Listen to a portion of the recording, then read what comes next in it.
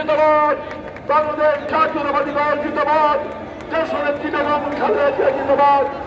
জাতির আগামী দিনের নিশ্চিত রাষ্ট্রনায়ক ইনশাআল্লাহ তারেক রহমান জিন্দাবাদ। সংগ্রামী খুলনাবাসী, হৃদয়ে রক্তক্ষরণ হচ্ছে, আমাদের চোখে পানি চলে আসে ইসরায়েলের এই বর্বরতা দেখে।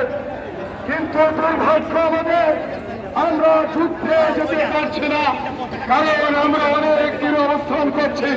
কিন্তু ইসরায়েলের প্রতি হিংসা প্রদর্শন করবার জন্য আমরা দেখতে পাচ্ছি খুলনা জেলার অন্তর্গত বিভিন্ন থানার বিএনপির সিনিয়র নেতৃবৃন্দ আমাদের মাঝে উপস্থিত হয়েছেন।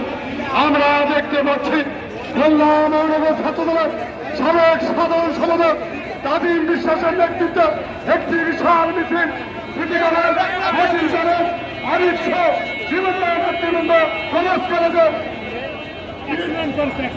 বিভিন্ন জায়গা থেকে মিছিল নিয়ে এসছে।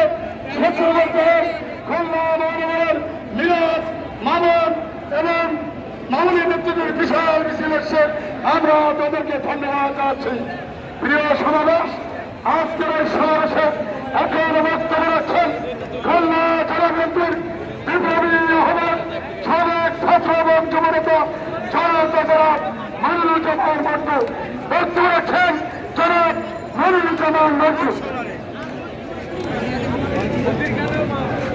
বিসমিল্লাহির রহমানির রহিম। খুলনা মহানগর বিএনপি কর্তৃক আয়োজিত ফিলিস্তিনি ইসরায়েলের নৃশংস গণহত্যার প্রতিবাদ